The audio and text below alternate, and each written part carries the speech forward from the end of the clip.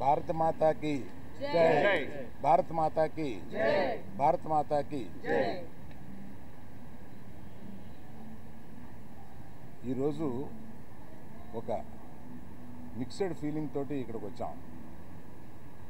Cinema విడుదలైన సందర్భంగా మేము చాలా ఉత్సాహంగా రావాలనుకున్నది వెనకాల ఎక్కడో మన దేశం గురించి మన సైనికులంతా అక్కడ పోరాడుతుంటే మనం దీన్ని సెలబ్రేషన్గా చేయకూడదు, కేవలం ప్రేక్షకులకి కృతజ్ఞత చెప్పేలాగా ఒకటి పెట్టుకున్నాము అని అనుకుని కేవలం మా సపోర్టు ఈ సందర్భంగా సైనికులకి, దేశం గురించి పోరాడే వారికి మేము కేవలం ఇక్కడి నుంచి మద్దతు కాకుండా ఈ సినిమా నుంచి వచ్చిన కలెక్షన్స్లో కొంత భాగం మేము మన పోరాడే సైనికులకి, రక్షకులకి ఇస్తామని చెప్పి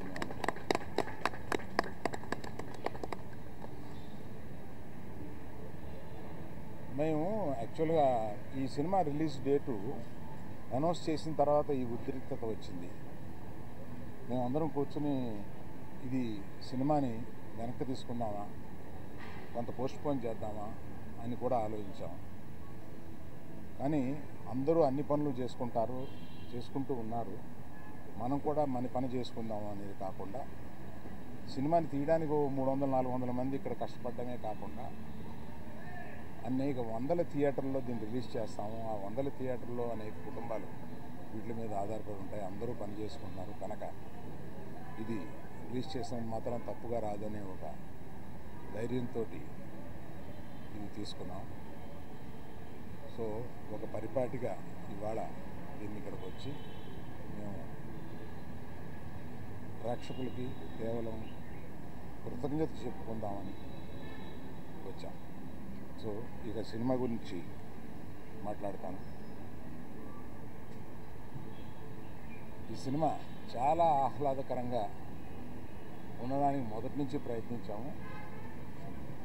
ఆ ప్రయత్నం మాది సఫలమయ్యి ఇవాళ పొద్దున్న థియేటర్లో చూస్తే ఆ రియాక్షన్ చూస్తే మాకే మేము అనుకున్న దానికన్నా ఎక్కువ ఇంత రియాక్షన్ వచ్చింది ఏంటా అనే ఒక ఫీలింగ్ వచ్చింది. అందుకని అటువంటి ఈ చిత్రాన్ని ఇంత ఇదిగా రిసీవ్ చేసుకున్న ప్రేక్షకులందరికీ నా కృతజ్ఞతలు. మేము మళ్ళీ ఒక సక్సెస్ మీట్ లాంటిది ఏదన్నా 2-3 రోజుల్లో పెడదామని అనుకుంటున్నాము. అది కాకుండా ఇందులో చెప్పాల్సి వస్తే మరి మన శ్రీ విష్ణు కానీ, వెన్నెల కిషోర్ కానీ ఈ సినిమాని బ్రహ్మాండంగా, అంటే వాళ్ళు జనరల్గా అంటే శ్రీ విష్ణుని అనేక సినిమాలు చూశాను నేను. అన్ని సినిమాల కన్నా ఒక మెట్టు ఎక్కి ఎదిగి సిక్సర్ కొట్టాడన్నమాట దాన్ని. అందుకని ప్రత్యేకంగా శ్రీ విష్ణుకి కొంచెం ముందు చెప్పాలి కదా అన్నారా? నీకు వినపట్టలేదా? ఓకే.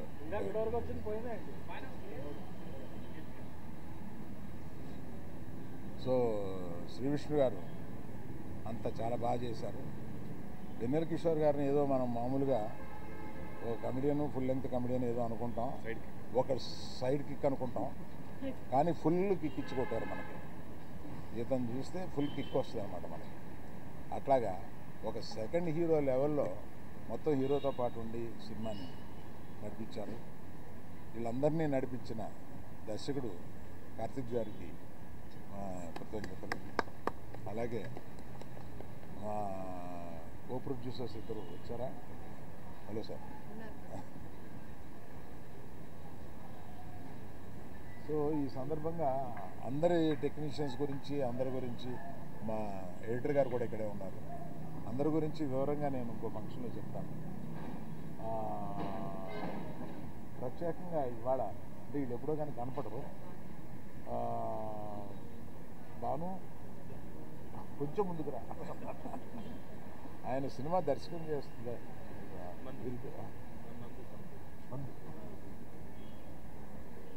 భాను అండ్ నందు వీళ్ళు ఒక ద్వయం.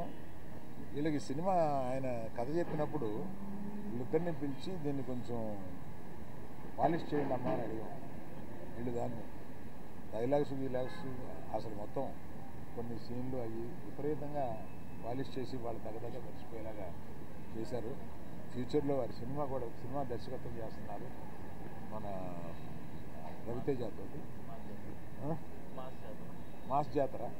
సో అది కూడా సక్సెస్ అవ్వాలని కోరుకుంటున్నాను.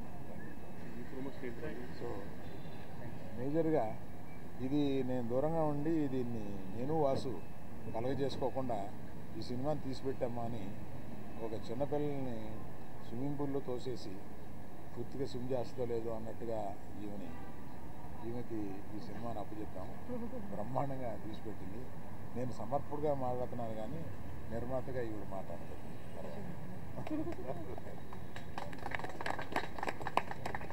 ఇప్పుడు ఎవరు మాట్లాడితే బాగుంటుంది? హీరోయిన్ చెప్పలేదు, మర్చిపోయానండి. నాకు పంపడిపోద్ది ఇవాళ. వీళ్ళిద్దరి గురించి చెప్పడం మర్చిపోయాను. వీళ్ళు తర్వాత పక్కకు వచ్చిన తర్వాత నన్ను మామూలుగా ఉండదు. వీళ్ళిద్దరూ సినిమాలో చాలా అంటే పాత్రలు కూడా అలాగా డైరెక్టర్ గారైనా రచయితలు కానీ అలా విభజించారు.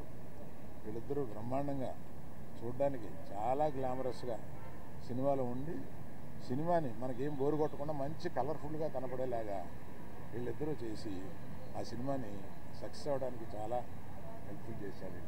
Thank you very much.